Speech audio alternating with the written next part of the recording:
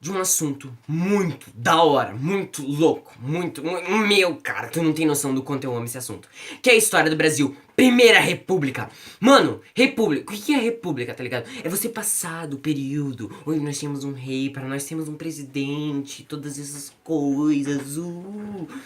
Beleza, o que você tem que entender? Primeiro você tem que botar essa ideia na sua cabeça. Nós éramos uma monarquia, ou seja, nós tínhamos um rei e agora nós temos um presidente. Primeiro fator. Segundo fator, nós agora viramos uma democracia. O que é uma democracia? Governo do povo, democratos. Então o governo seria eleito pelo povo, o governo seria para representar o povo e não uma família real composta por 3 ou 2 cabeças ali que pensavam neles mesmos. Beleza. Nós tivemos, esses são os aspectos principais, e nós temos um liberalismo, e nós temos uma coisa, tu tem o direito de ir e vir, bababá, você pode falar o que você pensa, essas coisas assim. Auê, auê, não, eu fiz pra dentro, né, porque, né, é mais formidável. Tá, beleza. São pontos que nós temos que destacar. O Brasil, nós temos três coisas, 3 tópicos assim lindos. Quem mandava no Brasil era o café. O café era a principal economia no Brasil, tudo girava em torno do café. O que eu posso aprender sobre o café? Quem mandava no café eram os coronéis. Então, os coronéis, eles davam emprego, e se eles dão emprego, eles são o centro da economia. E eles têm influência nas pequenas cidades. Então, quando você vê numa novelinha, é porque ele era um coronel do Brasil, mamá, mamá.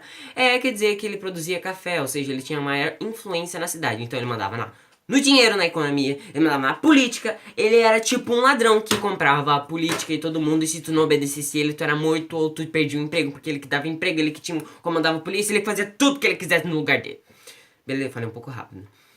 Segundo fator, em 1888, um ano antes da proclamação da República, que aconteceu em 1889, nós tivemos a abolição da escravidão.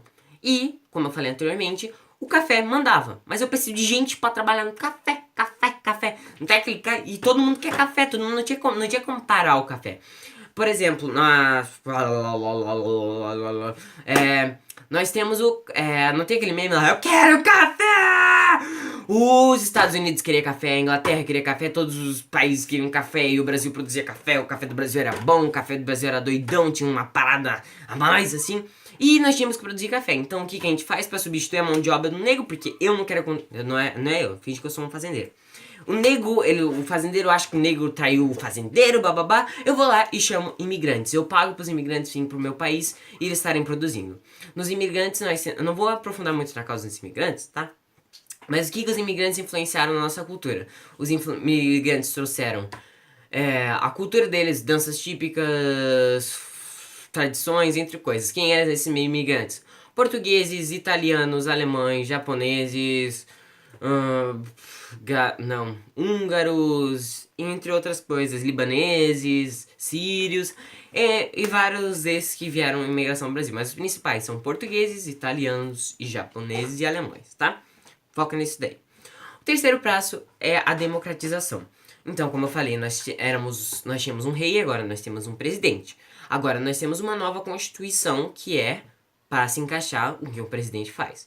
O que essa constituição dizia? Ela dividiu o poder do Estado brasileiro em 3 poderes: poder executivo, poder legislativo e poder municipal. Para você que não sabe o que é cada um deles, o poder não é municipal, é poder judiciário. O poder judiciário é aquele que tem os juízes, bababá, e ele julga as pessoas. O poder legislativo é aquele, o segundo no caso, são a Câmara dos Deputados, os deputados federais, estaduais, os vereadores, que aprovam projetos e se tá tudo funcionando de acordo com a lei, beleza. E o executivo é prefeitos, secretários, governadores, secretários, ministros e presidente. Eles executam as ações para o povo estar se sentindo melhor. Antes, por que isso é importante? Porque antes a gente tinha um quarto poder.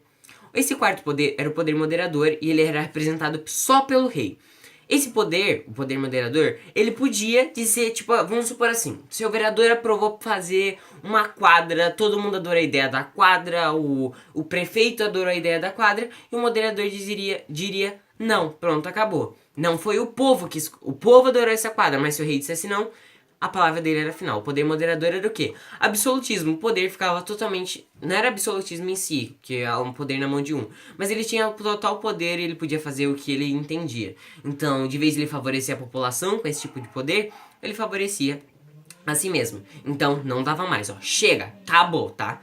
Não dava mais pra acontecer esse tipo de coisa. E... também nós temos o direito ao voto. Antes, no tempo que nós tínhamos um rei, o direito ao voto era pelo... qual era a sua renda financeira. Por exemplo, se você ganhava um salário X, você poderia votar. Agora, não. A renda é a partir do... A partir do quê mesmo? Ah, lembrei. A partir a partir se você tem... A partir de 21 anos, homens e alfabetizados. Mas o que acontece? Quem era alfabetizado na época? Os ricos. Então os ricos continuaram votando e os pobres estavam lá trabalhando pros ricos e blá blá blá. Fim da história. Lá, lá, lá, lá, lá. Beleza? Resumão aí do que foi. Quem foi nosso primeiro presidente? Deodoro da Fonseca. Deodoro da Fonseca fez alguma coisa, Luan? Não! Quem era Deodoro da Fonseca, Luan? Era um militar. E o que ele queria? Ele proclamou a república pra virar um novo rei. Ele queria mandar em tudo, tá ligado? Ele fechou a Câmara dos Deputados. Ele não ouviu o povo, ele não ajudou o povo. O povo botou pressão e ele vazou, ele pediu pra sair. E assumiu quem? O vice dele. Quem era o vice dele? Floriano Peixoto. Floriano Peixoto também era militar, também era rígido, mas ele criou medidas sociais. Ele abaixou o preço dos aluguéis, ele abaixou o preço da cesta básica e blá blá blá blá blá blá. Agora, no jornal hoje, nós temos a política brasileira. Pra você que não sabe, nós temos dois lados sempre na política. O que é contra o governo e o que é a favor do governo. Nessa época nós tínhamos o positivismo, que era a direita, ou seja, a favor do governo. E nós tínhamos o federalismo, que era contra o governo e era a esquerda. O que o positivismo queria? Ele queria que o poder em si se voltasse para a presidência da república, para os deputados federais, como se fosse em Brasília, como se a maior parte dos impostos fosse para Brasília, para eles estarem construindo, mas para o governo federal. E o federalismo queria que esses impostos e esse poder político ficasse mais voltado para os estados e para os municípios. Ponto. Acabou essa parte. Agora a gente tem que entender como que está a dinâmica do Brasil nesse processo. O Brasil, ele queria virar uma nova Europa. Pronto. Resumi tudo. O que é virar uma nova Europa? É agora eu ter uma escala, eu ter um hospital, eu ter uma praça linda, eu fazer umas construções assim mais, tipo, ricas. Urbanização, valorização da ciência e valorização dos esportes eram um dos principais fatores. O que ele fez nesse período? O que os governantes fizeram nesse país? Eles tiraram os negros, que eram em maioria pobres, e tiraram os pobres, brancos também, no meio da cidade, porque tava um lixo. Imagina que antes nós não tínhamos esgoto, nós temos até hoje, mas não temos tratamento de esgoto no Brasil inteiro. Então você pegava a sua merda, suas fezes e jogava pela janela, assim, ó, foi. Então a cidade fedia merda, era merda de cavalo pra todo lado. Eram pessoas urinando, cuspindo dentro de carros. Era uma zona o Rio de Janeiro. Rio de Janeiro era uma zona. Então o que eles pegaram? Tiraram os pobres do centro das cidades e caguei pra eles, entendeu? Eu destruí a casa deles no centro das cidades e beleza. Eles foram se alocar onde? Nos morros. Então eles foram limpando o centro do Rio de Janeiro. Algumas medidas foram necessárias, como a revolta da vacina, que eu vou explicar depois o porquê de tudo isso. Tá, beleza. O Brasil ele tava tentando se tornar a Europa, então ele começou a botar iluminação elétrica, ele inaugurou o metrô, os bondinhos, as pessoas ficaram mais educadas, mas não quer dizer que a abolição da escravidão tinha sido concluída, quer dizer que as pessoas não tinham preconceito, as pessoas tinham muito preconceito, então esse é um fator muito interessante. E o Brasil estava começando a entrar no processo industrial. Então, o que tá acontecendo? O que tá acontecendo dentro da indústria? Eu tô começando a produzir indústria. A indústria era a menor parte do que o Brasil produzia. Quem ganhava era a agricultura, depois os setores de serviço e, por último, a indústria. Quais eram os problemas da indústria do Brasil? O problema da indústria do Brasil era o seguinte: nós não tínhamos leis trabalhistas que diz que você pode trabalhar até 8 horas por dia, blá blá blá blá. Nós não tínhamos essa parada. Tinha gente que tinha carga horária de 16 horas por dia, tá ligado? Só dormia muito poucas horas. Crianças trabalhavam, não pagavam direito. E o que acontece? Antigamente tinha escola, tinha acesso à educação? Não tinha. Então o que acontecia? Eu criei uma fábrica aqui. Eu contrato um funcionário. O meu funcionário reclama porque ele ganha um salário baixo. Mas o meu funcionário realmente não sabe executar as coisas de uma fábrica. Por quê? Ele aprendeu o que na vida? Ele aprendeu, primeiro ele trabalhou como marceneiro, depois ele trabalhou como pintor, essas coisas. E ele foi aprendendo com a vida. Nós não tínhamos uma escola que ensinasse pra ele as coisas. Então não eram profissionais qualificados, esses profissionais estavam passando fome, não trabalhavam direito, estavam super cansados. E nós tínhamos patrões que exigiam muito. Então, ao mesmo tempo que tinha um crescimento de indústria, muitas indústrias faliam. Elas não eram bem estruturadas, elas não tinham alicerces firmes, elas não iam ficar dura para sempre, ela ia acabar quebrando, ia acabar desmoronando. Então, a estrutura das indústrias do Brasil não era favorável, então, constantemente nós tivemos greves e outras coisas, rebeliões, e com as greves nós temos uma revolta anarcossindicalista no Brasil. A revolta anarcossindicalista no Brasil nada mais foi que o influenciamento do anarquismo dentro da classe dos operários. Pensa comigo. Os operários, eles tinham o direito de manifestar? Tinham. Por quê? É justo. Né? Você tá aí sentado agora, eu tô aqui na minha casa, eu tenho meu ar-condicionado ali em cima, eu tenho meus livros, eu tenho acesso a estudo, eu tenho essa lâmpada, eu tenho meu celular. Eu tenho uma qualidade de vida boa. Eles não tinham essa qualidade, eles não tinham qualidade nem pra estar comendo. Então era justa a manifestação deles. Mas o que acontece? Um movimento chamado movimento comuníssimo, movimento anarquista, chegou pra essas pessoas, se aproveitou da situação delas e disse que ia mudar a vida delas. Como que elas iam fazer? Matando os burguês safados! Quem eram esses burguês safados? Os donos de fábricas. Qual que é a ideia do comunismo? O comunismo e o anarquismo... Eu vou explicar o que é o comunismo e o anarquismo. O comunismo, ele quer direitos iguais para todos. A ideia é assim, você não ganha seu salário, todos trabalham e depois esse salário vai ser dividido igualmente para todo mundo.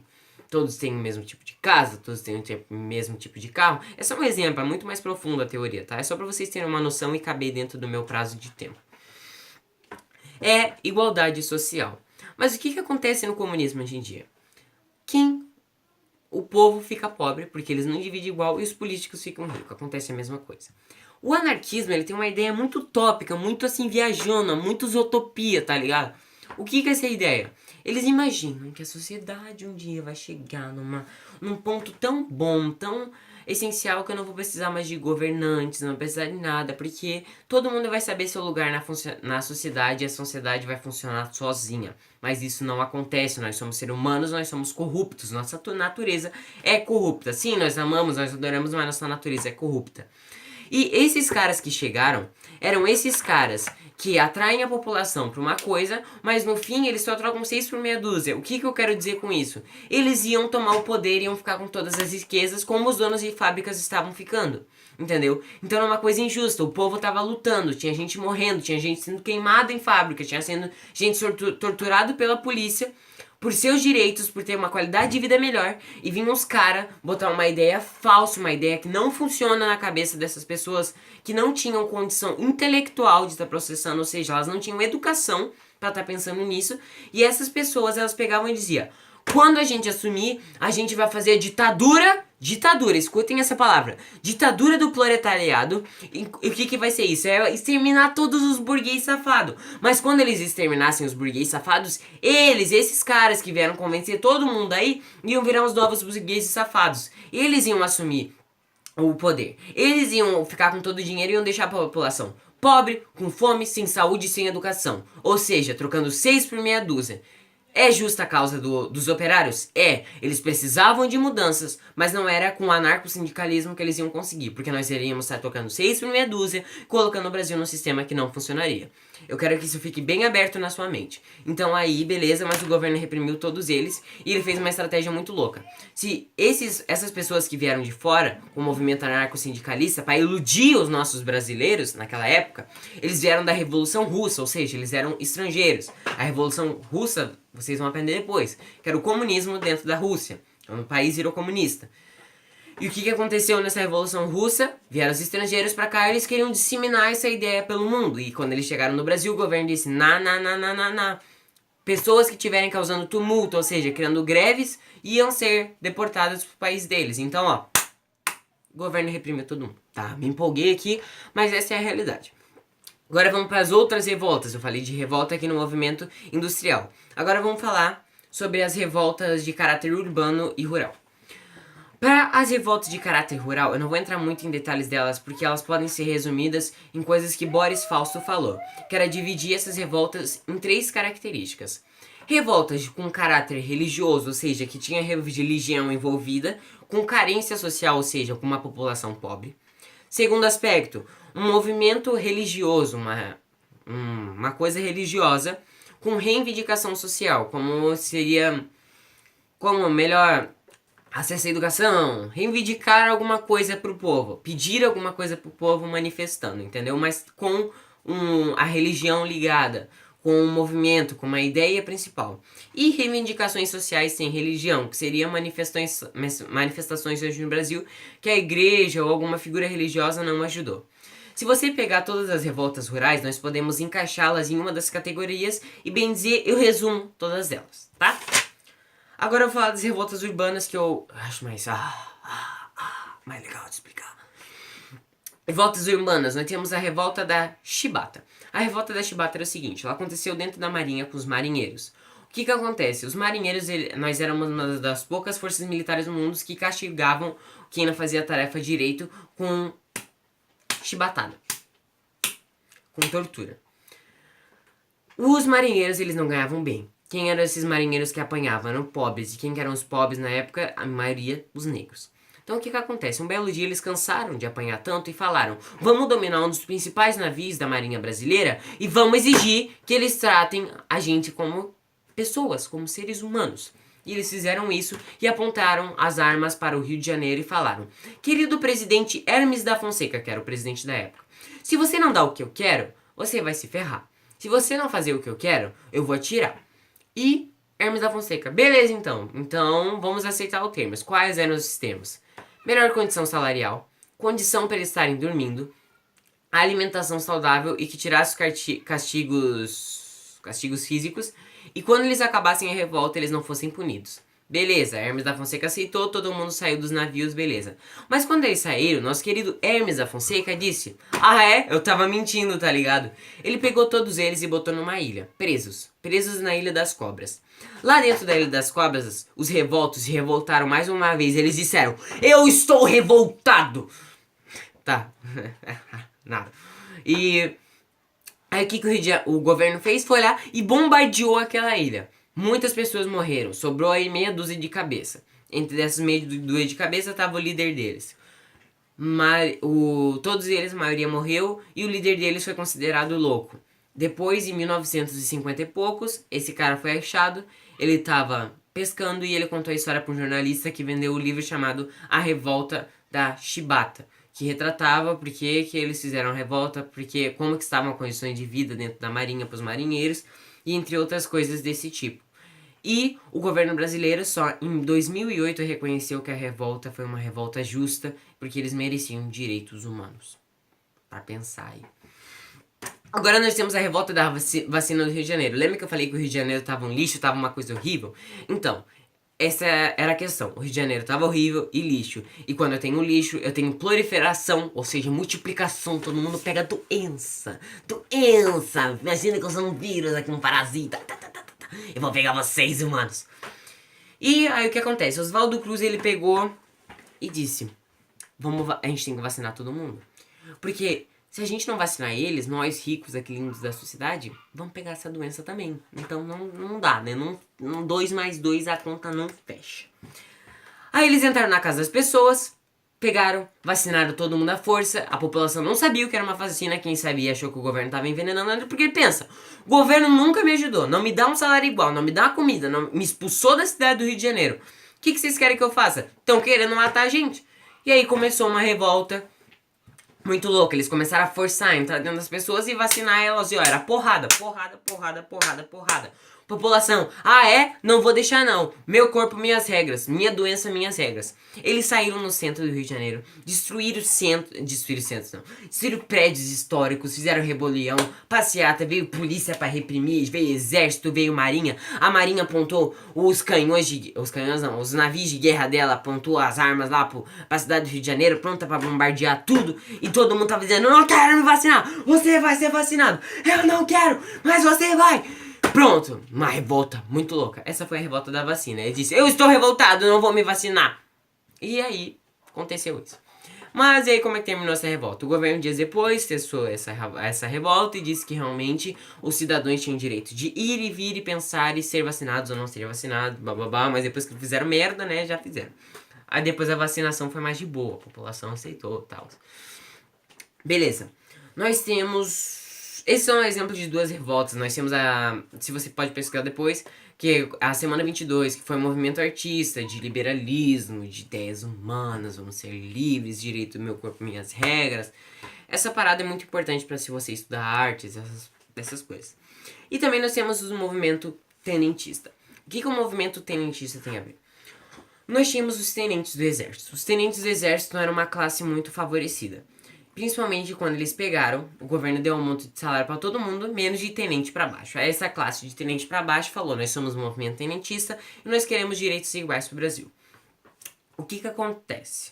Acontece uma coisa muito, mas muito interessante. Os tenentes também se sentiram revoltados, por quê? Pensa comigo, eles queriam se revoltar dentro do exército porque eles não tinham direitos iguais. Quem era a única pessoa que podia ajudar eles? Governo não era, exército muito menos, era a população. Eles pararam para pensar, o que estava de errado na população? Eles viram 10 aspectos que estavam errados na população. Primeiro, o voto não era secreto. Ou seja, lembra aqueles coronéis que eu falei que influenciavam na política? Eles viam seu voto. Se você não votava em quem eles queriam, eles simplesmente te batiam ou faziam outras coisas. Corrupção e fraude nas eleições. Como eu falei anteriormente, o voto não era secreto. Então tinha fraudes nas eleições e eles queriam que se mudasse, porque era um direito do povo. Eles queriam que os políticos realmente representassem a população brasileira. Hoje em dia nós não temos políticos que nos representam. Mas eles queriam políticos que representassem, que fossem ativos. Liberdade de imprensa, que o governo não censurasse as coisas. Queriam que o poder executivo fosse limitado, ou seja, eles não eram reis, eles queriam dizer, vocês não são mais reis, nós vivemos mais em tempos de reis, nós somos uma democracia. Todo o governo deve ser voltado para o povo, não para um grupo seleto de pessoas, como acontece hoje em dia. Então você para pensar, isso já acontecia no Brasil desde 1889, quando começou a Primeira República Brasileira, e aconteceu muito antes, isso também. Eles queriam harmonizarem o poder legislativo, executivo e judiciário. Ou seja, a Constituição deixou bem claro, os três poderes devem ser independentes, mas harmônicos entre si. Isso não estava em processo de harmonia. Por quê? O legislativo estava tomando um papel de judiciário, como acontece hoje. Como o legislativo pode julgar um corrupto? Não dá, tem que ser o judiciário, entendeu? Aí, se era o legislativo rouba, eles vão deixar os outros roubar. Então tinha que ter um equilíbrio entre eles, uma harmonia. Eles também queriam ampliação. Eles queriam a moralização do poder legislativo. O que é uma moralização? É parar de ser corrupto, parar de roubar, entendeu? Ajudar a população que tá sofrendo de fome, não tem uma legislação trabalhista, não tem nada, essas paradas, entendeu? Eles estavam putos com essas coisas. Queriam centralização dos estados, ou seja, o poder, como eu falei antes, estava muito na mão de Brasília, estava muito na mão dos deputados, estava na mão. Não, retomando, como eu falei, o poder estava muito na mão do governo. O governo estava roubando na mão do que seria Brasília, mas só que era Rio de Janeiro, a capital do país. E os estados estavam sofrendo, os municípios estavam sofrendo. Então a parada estava ficando tensa. E eles queriam retirar o excesso do poder da mão dos senhores dos cafés, porque eles faziam o que eles bem entendiam. Eles governavam a política, eles governavam a economia, governavam as pessoas, e nós estávamos virando robôs, assim. Tá? O movimento comunista, como que ele... Ou comunista não, tenentista, desculpa. Como que ele conseguiu mudar essas coisas? Ele rodou o Brasil inteiro divulgando essas ideias. E ele divulgou essas ideias e quando ele fez isso, ele combateu as ideias dele com Getúlio Vargas. E depois ele vai ajudar Getúlio Vargas a assumir a presidência de maneira, né, de um golpe. Essa, bem dizer, foi a nossa primeira república. Nós, aqui, né, nós temos 25 minutos aqui de conversa. mas foi umas coisas muito legais. Então você percebe que tem muitas semelhanças nas revoltas, porque nós éramos um povo que sofria, entendeu? Então nós brasileiros hoje, nós estamos cansados de sofrer, porque desde 1889 nós viemos sofrendo, entendeu? Sofrendo, era coisa em cima de coisa, a população sempre se revoltando e o governo não fazendo nada. Você pode perceber que era tudo questão política, hoje em dia é tudo questão política. Então a gente tem que fazer essas analogias e nós temos que aprender com a história, não simplesmente só escutá-la e reproduzi-la, escrever na prova. Realmente aprenda com ela, leia livros. Esse livro aqui, muito bom, Os Bestializados, aqui, entendeu? Uma coisa top pra você aprender sobre a revolta da vacina. Outro livro muito bom, aqui ó, eu esqueci que tá sobre apoio aqui, História Brasil, uma biografia, ou História do Brasil, de Boris Fausto. Aprenda sobre o Brasil. Você tem que entender as nossas raízes, de onde a gente veio, de onde começou a república, onde estavam aqui os problemas. Se você quer mudar, faça. A hora é agora. Mas você tem que ter conhecimento, você tem que saber o que você está falando. Você pode tirar seu caráter, você pode chamar de mentiroso, de tudo, mas a única coisa que não tira de você é o teu conhecimento. Então, por favor, estudem. Se quiser dar o like aí, deixa, porque eu estudei pra caraca. Valeu!